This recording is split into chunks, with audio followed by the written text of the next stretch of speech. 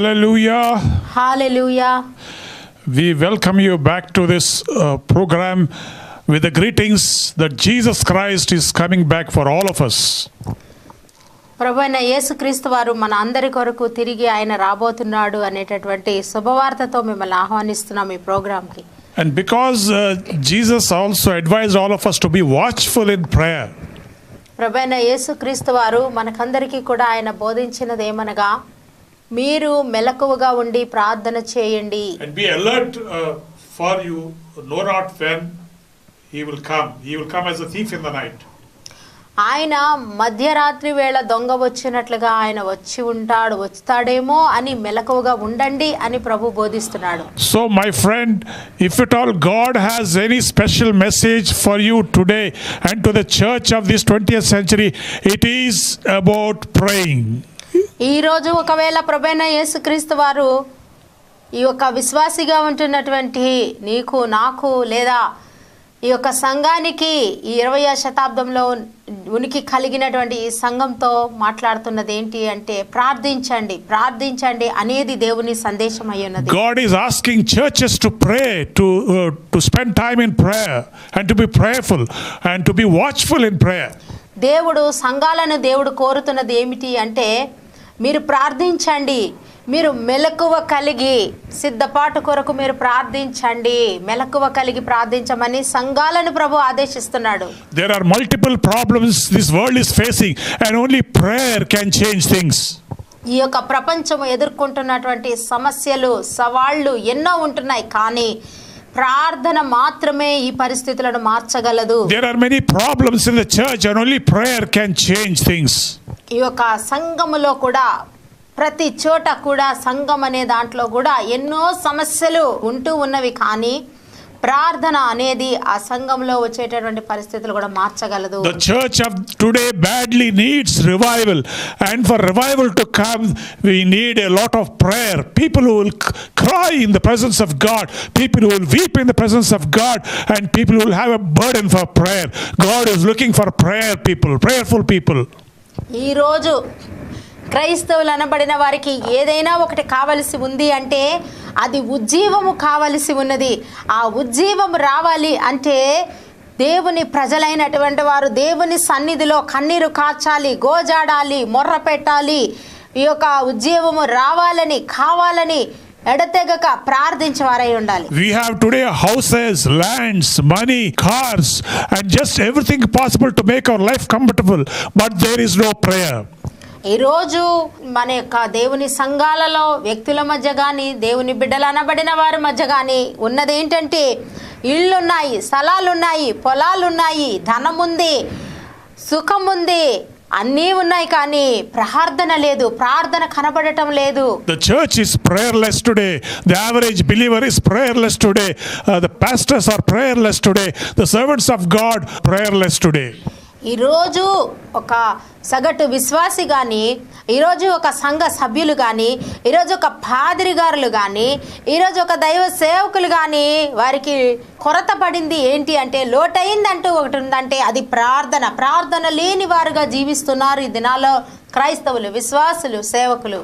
We have all the things in this world. We have all the blessings we are enjoying today. But there is no prayer. There is no prayer in the church. There is no prayer in the family. There is no prayer in the average believer's life. ఈరోజు సమస్తమును కూడా కలిగి ఉంటున్నారు.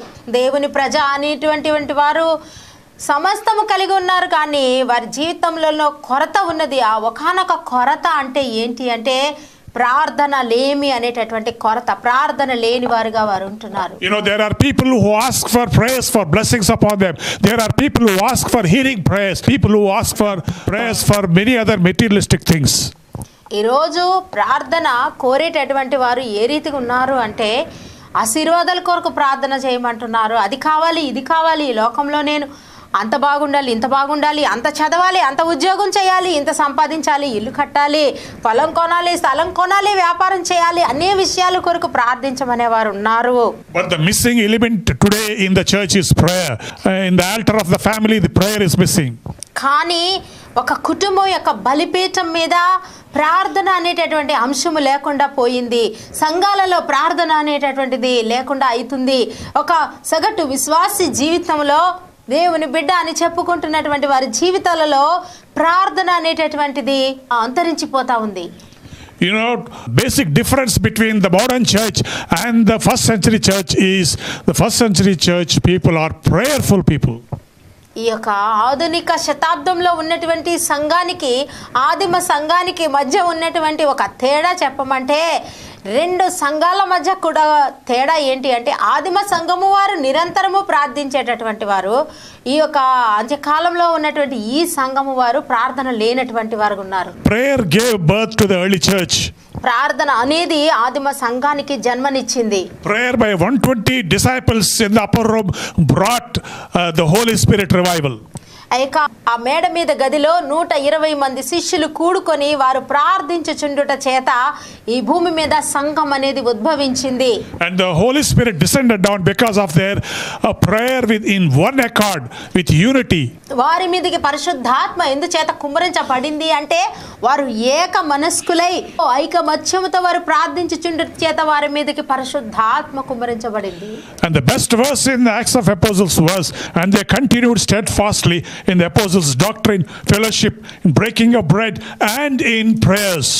ఈ యొక్క అపోస్తల కార్యముల గ్రంథంలో చూసినట్లయితే అతి శ్రేష్టమైనటువంటి ఆ వాక్య భాగం ఏంటంటే, వారు ఎడతెగక ఏకమనస్కులై ఇంటింట మానక కూడుకొనుచు ప్రార్థనలోను సహవాసంలోను రొట్టె విరుచుటయోను వారు ఎడతెగక ఉన్నారు అనేటటువంటి మాట చాలా శ్రేష్టమైనది. A spirit of mighty prayer and intercession engulfed them, took charge of their lives. వారి జీవితాలను కమ్ముకున్నది ఏంటి అంటే, ఒక గొప్ప విజ్ఞాపన కలిగినటువంటి ప్రార్థన శక్తి వారిని కమ్ముకుంది. ఒక గొప్ప ఉజ్జీవము కలిగినటువంటి ఆత్మ చేత వారు వెలిగించబడిన వారై ఐక్యమత్యముతోను ప్రార్థన ఆత్మ చేతను వారు కొమ్ముకొనబడి ఉన్నారు ఆ దినాల్లో. And because of their prayerful life, they had a reverential fear of God in their lives.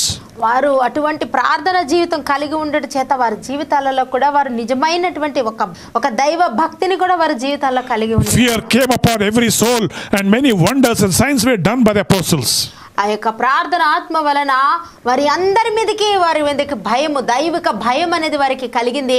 అపోస్తలుల చేతను విశ్వాసుల చేతను ఎన్నో గొప్పగా అద్భుతములు, ఆశ్చర్యకారములు, సూచక్రియలు, మహత్కారములు కూడా జరిగిన ప్రార్థన వలన. And all that believed were together and had all things common. They sold their possessions, goods, and parted them to all men as every man had need. Because of prayer, they could do all these things. వారు ఏక మనస్కులై ఉండడమే కాదు కానీ వారు తమకు కలిగి ఉన్నటువంటి చరాస్తులను స్థిరాస్తులను అమ్మివేసి వారందరూ కూడా వారి ఆస్తులను కూడా ఒక దగ్గర పెట్టి వారందరూ ఒక చోటకి కూడి వారు ఏక మనస్కులై ప్రార్థన చేసి ఉండుట చేత వారిలో ఎవరికి కూడా ఏమి కూడా తక్కువ కాలేదు. My dear friends, prayer will bring a radical change in your life. నా యొక్క ప్రియమైన స్నేహితులారా, ప్రార్థన అనేది నీ జీవితంలో ఒక గొప్ప మార్పు, పెను మార్పులు కలగజేస్తుంది, నిన్ను మారుస్తుంది. It will remove the lust for the things of this world, lust for materialism, lust for money, wealth, fame, prosperity. It will remove all those desires and it will ignite a love for the Lord Jesus Christ more than all the things of this world. నీ జీవితంలో ప్రార్థన అనేటటువంటి వెలుగు నీవు కలిగి ఉన్నట్లయితే అది నీ జీవితాన్ని ఎలాగ వెలిగిస్తుంది అంటే, ఈ లోక భోగాల కోసం, ఈ లోక భాగ్యాల కోసం, లేదా ఈ లోకంలో ఉన్నటువంటి అనేక ఆకర్షణల కోసం నీ శరీరంలో ఉండేటటువంటి ఆ తహతహ అనేదాన్ని పరిశుద్ధాత్మ వలన, ప్రార్థన వలన మాత్రమే నువ్వు చంపివేయగలవు. నీవు దేవుని కొరకైన విషయాల గురించి కానీ, ప్రార్థన గురించి కానీ, దైవిక సంబంధమైన విషయాలలో నువ్వు నిరాటంకంగా సాగేలాగా నిన్ను చేస్తుంది. లోక ఆకర్షణలు నీలో చచ్చేలాగా చేస్తుంది ప్రార్థన అనేటటువంటి ఒక ఆయుధం మాత్రమే. You know, Peter and John, in chapter 3 of Acts of the Apostles, it says they were going to the temple at the hour of prayer, at the 9th hour.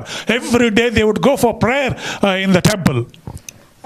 అపోస్తల కార్యములు 3వ అధ్యాయంలో పేతురు, యోహాను భక్తులు ఇద్దరు కలిపి వారు అనుదినము తప్పక దేవాలయానికి ప్రార్థనకు అదే సమయంలో ఆ రీతిగా వారు 3 గంటల కాలంలో పగలు వారు వెళుతూ వస్తూ ఉన్నారు. కానీ అది వారు తప్పక చేస్తూనే ఉన్నారు. And when Peter was going into the temple and when the beggar was asking for alms, he tells them, Peter said, silver and gold have I none, but such as I have give I thee. అక్కడ అడుక్కు తిన్న ఒక వ్యక్తి ఉన్నాడు ఆ దేవాలయం ద్వారం దగ్గర. ఆ వ్యక్తి వారిని చూచి వీరి వద్ద నాకేమైనా దొరుకునేమో అని వారి వైపు ఆ వ్యక్తి దృష్టి పెట్టి ఉంచాడు. And he says, silver and gold have I none, but what have I give I thee? What does Peter have and John have? In the name of Jesus, rise up and walk. The power to say that comes from prayer. ఆ యొక్క బిచ్చగాన్ని చూచినప్పుడు పేతురు గారు గంభీరంగా ఒక మాట పలికి ఉన్నాడు. అది ఏమిటి అంటే, వెండి బంగారములు నా యొద్ద లేవు గాని నాకు కలిగినదే నేను నీకు ఇచ్చుచున్నాను. నజరేయుడైన యేసుక్రీస్తు నామమున నీవు లేచి నడువుమని చెప్పినప్పుడు ఆ వ్యక్తి లేచి నడిచి గంతులు వేయసాగిను, బిగ్గరగా కేకలు వేయసాగాడట. So he says, I don't have money, but what I have I will give you. What does Peter and John have? They have the power to say in the name of Jesus, rise up and walk. And this was given by prayer to them. ఆ దినాన వారి దగ్గర ఉన్నదేంటి? వారి దగ్గర వెండి బంగారాలు కాదు. వారు చెప్తున్నారు, మా దగ్గర ఉన్నదే మేము ఇచ్చుచున్నాము. వారి దగ్గర ఉన్నది ప్రభు అయిన యేసుక్రీస్తు, ఆయన యొక్క అద్భుత శక్తి, పరిశుద్ధాత్మ శక్తి. ఆ శక్తిని బట్టి ఆ యొక్క కుంటివానికి వారు అద్భుతమైనటువంటి స్వస్థత కలిగి గంతులు వేసి నడిచేలాగా చేసింది. అదే వారు కలిగి ఉన్నారు. అటువంటి శక్తి కలిగి ఉండి ఆ శక్తిని వారు ఇవ్వగలిగి ఉన్నారు. But today it is the opposite thing that is happening in the church. ఈ రోజు సంఘాలలో దానికి వ్యతిరేకమైన ఒక పరిస్థితి. Today all of us are saying, silver and gold we have, but we cannot come and pray. ఈ రోజు విశ్వాసులైనటువంటి వారు అనేక మంది కూడా చూసినట్లయితే సంఘాలలోని ప్రజలు, దేవుని ప్రజలు అనబడిన వారు చెప్పుచున్న ఒక మాట ఏంటి అంటే, నా వద్ద వెండి బంగారము ఉంది కానీ నా దగ్గర ప్రార్థించే శక్తి లేదు అని చెప్తున్నారు. ఇది I cannot come and pray. I have no time for prayer. But if you want some contribution, donation for God's work, I will give you. నా వెండి నాది, నా బంగారు నాది, నా సంపాదన నాది, నా వ్యాపారం నాది. కావాలంటే నీకు కొంత నేను ఏదో కానుక ధర్మం చేస్తాను, కానీ నన్ను వచ్చి ప్రార్థన చేయమని నీవు అడగకూడదు అని అంటున్నారు విశ్వాసులు, దేవుని బిడ్డలైన వారు. But here the church members are saying, here in the first century, when they had prayed, the place was shaken. అయితే ఈ మొదటి శతాబ్దపు కాలంలో ఆ యొక్క ఆదిమ విశ్వాసులు అంటున్నారు కదా, వారు నా దగ్గర ఉన్నది నేను ఇస్తాను అని ధైర్యముగా చెప్తున్నారు. అంతేకాదు, వారు ప్రార్థించినప్పుడు వారి కూడి ఉన్న చోట కంపించెను. And be watchful. ఈ దినాల ప్రభు నీకు ఇస్తున్నటువంటి ఒక సందేశం అంటూ ఏదైనా ఉంటే అది నీవు ప్రార్థన మానకుండా నువ్వు ప్రార్థించు, నువ్వు ఎడతెగక ప్రార్థించు, నువ్వు విసుగక ప్రార్థించు, నువ్వు పట్టుదలగా ప్రార్థించు, నీవు తీవ్రమైన నమ్మికతో నువ్వు ప్రార్థించమని దేవుడు నీతో ఒక సందేశాన్ని పంపుతున్నాడు. So these members of the early church, the believers and the women and men and everyone, they would come every day to the church, to the temple to pray for hours together.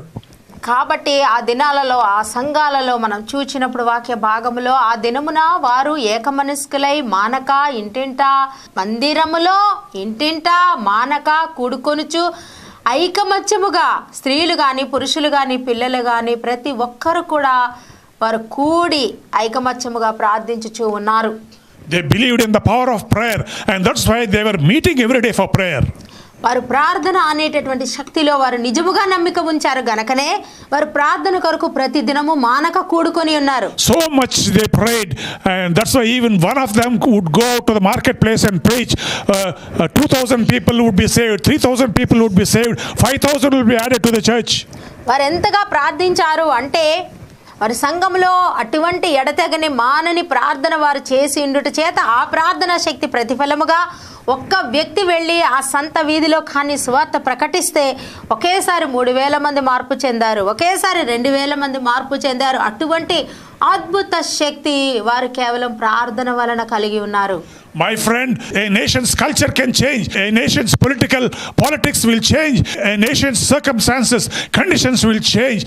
What does not change in a changing world is the power of prayer, the power of a praying church that will never change. నా ప్రియమైనటువంటి విశ్వాసులారా, నేను చెప్పేది ఏంటి అంటే, ఒక దేశంలో నీవు ఒక రాజకీయ పరిస్థితులను నువ్వు మార్చగలవు, నీవు ఒక ఆర్థిక పరిస్థితులను నువ్వు మార్చగలవు. ఈ యొక్క దేశంలో కానీ ఏ దేశంలో కానీ ఒక సామాజిక స్థితిగతులను మార్చివేయగలవు.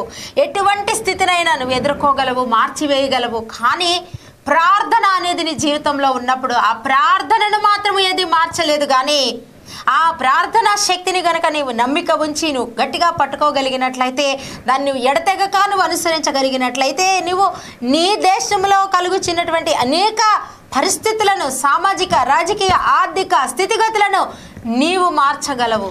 Some of you are taking shelter under a fake impression saying that in this modern days this is not possible. In this busy world, a world which is busy, a world which is running after so many things, time for this, no time for that.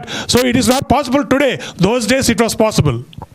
కొంతమంది ఒక కుటిల ఆలోచన చెప్పుకుంటూ వాళ్ళకి వాళ్ళే మోసం చేసుకుంటూ ఆ మోసంలో బ్రతికేస్తున్నారు. ఎలా అంటే వాళ్ళు చెప్పేటటువంటి కుంటి సాకులు ఏంటి అంటే, ఆ దినాలలో సాధ్యమైందండి. ఆదిమ సంఘంలో అంటే వారికి ఎటువంటి పనులు లేవు, కానీ వారు ప్రార్థన చేయగలిగారు. కానీ మేమైతే ఈరోజు మాకు ఎటువంటి పనులు ఉన్నాయండి, మాకు ఎంత వ్యాపారం ఉందండి, విద్యలు ఉన్నాయండి, ఉద్యోగం ఉన్నాయండి, మాకు సంపాదన ఉందండి, మాకు ఎన్నో పనులు ఉన్నాయండి, మాకు నిరంతరము తీరిక లేనటువంటి గొప్ప పనిపాట్లు కలిగి ఉన్నటువంటి మేము ఎలా ప్రార్థించగలమండి? ఇటువంటి కుంటి సాకులు చెప్పుకుంటూ ఆ నీడలో బతికేస్తున్నారు అనేక మంది. But no, my friend, God will never excuse this excuse of people. అయితే దేవుడు ప్రజలు ఇటువంటి కుంటి సాకులు చెప్తే ఈ కుంటి సాకుల్ని దేవుడు క్షమించేవాడు మాత్రము కాదండి. In a changing world, it says, the word of God says that Jesus never changes. Even so, the church of Jesus Christ can never change with the changing world. The values may change, the culture may change, but the spiritual values and the prayerful values can never change. ఒకవేళ ఈ లోకంలో నీవు అంటున్నట్టు ఒకవేళ రాజకీయ స్థితిగతులు కానీ మరి ఇంకొక నీ సంస్కృతి మారవచ్చు, సంప్రదాయం మారిపోవచ్చు, పరిస్థితులు మారిపోవచ్చు. కానీ ఒకవేళ అన్నీ మారినప్పటికీ కూడా ప్రభు అయిన యేసుక్రీస్తు నిన్న నేడు రేపు నిరంతరమైన ఏకరీతిగా ఉన్నవాడు. ఆయన మారనివాడు, మార్పు లేనివాడు. కనుక నీ జీవితంలో నీవు ఆయన పట్ల నీవు అనుసరించవలసినటువంటి విధి విధానాలలో ఏ మార్పు లేదు. కనుక ఆయన ఈ ఒక ఉద్దేశాన్ని ఆయన ఒప్పుకోడు. So the church of Jesus Christ is given this responsibility to pray unceasingly, to pray with unity, to pray steadfastly. కాబట్టి దేవుడు తన సంఘానికి, తన వధువుకి, తన పిల్లలైనటువంటి వారికి ఆయన ఆదేశిస్తున్నది ఏమి అనగా, ఆయన ఎడతెగక ప్రార్థించు, విసుగక ప్రార్థించు, నిత్యము ప్రార్థించు, కనిపెట్టి ప్రార్థించు అనేటటువంటి ఆదేశాన్ని ఆయన తన సంఘానికి ఇస్తున్నాడు. And the church of Jesus Christ is the only hope. A praying church is the only hope to a hopeless world, and we have to pay the price for it. దేవుని యొక్క ప్రియమైన పిల్లలుగా ఉన్నటువంటి మనము, దేవుని బిడ్డలుగా, దేవుని సంఘముగా పిలువబడుతున్నటువంటి మనము మాత్రమే ఈ ప్రపంచాన్ని మార్చగలము. ఏ నిరీక్షణ లేక నరకానికి పరుగులెత్తుతున్నటువంటి ఈ ప్రపంచానికి నిరీక్షణ ఇవ్వగలిగేది మనమే. మన ప్రార్థన జీవితమే, మన సంఘ ప్రార్థన, మన ప్రార్థనలు మాత్రమే నాశనానికి పరుగులెత్తుతూ ఉరకలెత్తుతున్న ప్రపంచాన్ని రక్షించేది. Leviticus 6:13 verse says, the fire shall ever be burning upon the altar and it shall never go out. లేవియ కాండము 6వ అధ్యాయం 13వ వచనంలోని దేవుడిస్తున్నటువంటి ఒక ఆజ్ఞ ఏంటి అంటే, ఆ యొక్క దేవుని సన్నిధిలో ఆ యొక్క దీపము నిత్యము వెలుగుచుండవలెను. ఆ దీపము, ఆ ధూమము, ఆ దీపము ఎన్నడూ కూడా ఆర్పివేయబడకూడదు. అది నిరంతరము వెలుగుతుండవలెను, రాత్రి పగలు. That is a commandment given by the Lord, that the fire of prayer can never be extinguished, should not be extinguished. It should be day and night, it should give light to people. ఆ యొక్క ప్రభు ఇచ్చినటువంటి ఆజ్ఞా నిర్గం, ఆ లేవి కాండంలో ఇచ్చిన ఆజ్ఞానుసారముగా చెప్పబడుతున్నది ఏంటి అంటే, నీవు ఆ దీపమును ఎన్నడూ కూడా ఆర్పివేయబడకూడదు. రాత్రిగా ఆ సన్నిధి మీద, ఆ ఒక బలిపీఠం మీద ఉన్నటువంటి దీపము నిత్యము వెలుగుచుండవలెను. నీవు రాత్రి కానీ పగలు కానీ వెలుగుచూనే ఉండవలెను, దాని ఒత్తులను సరిచేస్తూనే ఉండవలెను. అనగా నీవు ప్రార్థనా జీవితాన్ని నిర్లక్ష్య పెట్టకూడదు. అది ఏ సమయంలో కూడా ప్రార్థన అనేది నిరంతరము జరిగించమని దేవుడు ఆజ్ఞగా ప్రకటిస్తున్నాడు. So God's command is that the fire should never be quenched, because it should be burning day and night upon the altar. ఆ యొక్క బలిపీఠము మీద అగ్ని మండుచుండవలెను, ఆ అగ్ని ఆర్పివేయకూడదు. There should be people always who will be at the altar and praying with all fierceness. అక్కడ ప్రజలు ఏకమవ్వాలి. అక్కడ యాజకత్వం చేసేటటువంటి యాజకులుగా పిలువబడుతున్నటువంటి దేవుని యొక్క ప్రజలు, దేవుని యొక్క పిల్లలు ఆ యొక్క బలిపీఠము చుట్టూ చేరి ఆ దేవునికి మానక దహించుచున్న అగ్ని వలె ఆ ఒక ప్రార్థన ధూపాన్ని దేవునికి ఆ బలిపీఠాన్ని సరిచేయాలి, అగ్నిని మండించాలి, అంటే ప్రార్థించాలి. You know, God has put a burden in our hearts today to launch a prayer tower that will be praying all the 24 hours for a world that is being lost, for a lost mankind. మా హృదయాలలో దేవుడు పెట్టినటువంటి ఒక భారం ఏమిటి అనగా, నశించిపోతున్నటువంటి ఆత్మల కొరకు, ఎడతెగక నాశనమునకు పరిగెడుతున్నటువంటి ప్రపంచము కొరకు ప్రార్థించాలి, నిరంతరము ప్రార్థించాలి అనేటటువంటి ఒక భారాన్ని ప్రభు మా హృదయంలో పెట్టేన్నాడు. And you know, in Amos chapter 6, the first verse, it says, "Woe to them that are at ease in Zion and trust in the mountains of Samaria, which are named chief of the nations." ఆమోసు గ్రంథము 6వ అధ్యాయంలోని Woe to them that are at ease in Zion is what? సియోనులో నిర్విచారముగా ఉన్న వారికి శ్రమ. Woe to them that are at ease in Zion. సియోనులో నిర్విచారముగా ఉన్న వారికి శ్రమ అంటున్నాడు ప్రభు. And Jesus, God says to every one of us, is a warning to those people who are at ease in Zion, who are living a life of pleasure, who trust in the mountains of the Samaria, which resemble this world, and who have no care or concern for the world that is going to hell. షోమ్రోను పర్వతాల మీద రంగవల్లులు అలంకరించుకునేటటువంటి వారు, అంటే ఈ లోకంలో ఉండేటటువంటి సుఖాన్ని సౌఖ్యాన్ని కోరుకుంటూ దేవుని సన్నిధిని నిర్లక్ష్య పెట్టి దేవుని సన్నిధానంలో బలిపీఠం మీద ఆ అగ్నిని నిరంతరము మండించమంటే, అంటే ఆ ప్రార్థన విడిచిపెట్టి ఈ లోకం కోసం పరుగులెత్తుతున్న వారు, ఈ లోకంలో సుఖపడాలి, సౌఖ్యపడాలి అనే ఆలోచన కలిగి అటువంటి కోరికతో పరిగెత్తుతున్న వారికి శ్రమ అంటున్నాడు. God says, woe unto you if you are living at a life of ease in Zion, not bothered about, not moved at anything or everything of this world. ఈ లోకంలో జరుగుతున్న దేనిని బట్టి కూడా నువ్వు కదిలించకుండా నీ సుఖము, నీ సౌఖ్యము, నీ సంతోషం అనుకుంటూ నువ్వు నిర్విచారంగా బ్రతికేస్తున్నావే, అటువంటి నీకు ఏది పట్టనట్టు ఉన్నటువంటి నీకు శ్రమ అంటున్నాడు It దేవుడు. says you are lying upon beds of ivory. ఇదిగో నీవు దంతముతో చేర్చుకున్నటువంటి మంచపు పరుపుల మీద ఉంటున్నావే. You are stretching yourself, your legs and sleeping on the couches. ఇదిగో మీరు చక్కగా హాయిగా ఆ మంచాలలో పడుకొని నిద్రిస్తున్నారే. And you are eating the lambs out of the flock and calves in the midst of the stall. ఇదిగో మీరు ఆ దూడలో ఆ యొక్క కొవ్విన దూడలు కొన్ని తీసుకుంటారే, గొర్రెలను తీసుకుంటారే, వధించుకుంటారే, తింటారే. And then you are chanting to the sound of the viol and invent to yourself instruments of music like David, and you are simply eating, you are simply sleeping, and you are enjoying the music. నీవు దావీదు సితార వాయించుచు దేవునికి కీర్తనలు పాడుచున్నంతగా నువ్వు ఆలోచించుకుంటూ నువ్వు పిచ్చి పాటలు కొన్ని పెట్టుకుంటూ ఆ పిచ్చి పాటలను నువ్వు వాయించుకుంటూ వినుకుంటూ అందులో నువ్వు సంతోషిస్తూ నువ్వేదో నువ్వు సుఖంగా సౌఖ్యంగా నువ్వు ఉంటున్నావే, అటువంటి నీకు శ్రమ. But you are not grieved at the affliction of Joseph or of the afflictions that are coming upon God's people or upon the perishing souls. అయితే నీవు నశించిపోతున్నటువంటి ఆత్మల విషయం కానీ, యోసేపు ఇంటి వారు అనుభవిస్తున్నటువంటి శ్రమల విషయంలో కానీ, దేవుని ప్రజలు అనుభవిస్తున్నటువంటి ఆ దుర్దినాల విషయంలో కానీ నువ్వు ఏమాత్రం ఆలోచన చేయటం లేదే, అటువంటి నీకు శ్రమ కాదా? So if this state of life describes you, God says woe unto you if you are living a careless and reckless life. ఈ ఒకవేళ ఇప్పుడు వర్ణించబడినటువంటి ఈ ఒక్క స్థితి కానీ నీ జీవితంలో కానీ ఉన్నట్లయితే దేవుడు అంటున్నటువంటి నీకు శ్రమ అనేది కూడా నీకు ఉంటుంది. So God is looking for people who will intercede for the perishing souls, intercede for people in problems, intercede a generation that is being lost.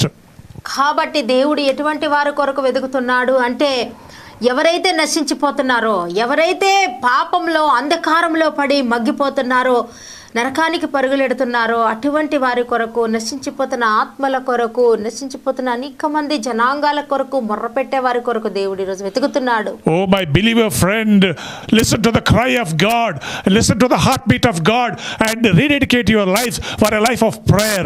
Pray and pray without ceasing. ఒక విశ్వాసి జీవితంలో ఉన్నటువంటి నా ప్రియమైన విశ్వాసి బిడ్డలారా, దేవుని యొక్క హృదయ స్పందనకు మీరు స్పందించండి. దేవుని హృదయంలో ఉన్నటువంటి భారము, ఆత్మల కొరకైనటువంటి భారము, నశించిపోతున్న వారి కొరకైనటువంటి దేవుడు ఎంత వేదన పడి, ఎంత భారమును ఆయన పొందుతున్నాడో ఆ యొక్క భారాన్ని మీరు పంచుకుని ఆయనతో కూడా మీరు పాలివారయ్యి మీరు ఆయన నిమిత్తము, నశించిపోతున్న ఆత్మల నిమిత్తము ఆయన వద్ద మీరు గోజాడండి, ప్రార్థన చేయండి. Prayer changes things and prayer brings revival. ప్రార్థన అనేది పరిస్థితులను మారుస్తుంది, ఉజ్జీవాన్ని కలిగిస్తుంది. Will you pray, my friend? నువ్వు ప్రార్థన చేస్తావా నా స్నేహితుడా? God bless you. దేవుడు మిమ్మల్ని దీవించుగాక.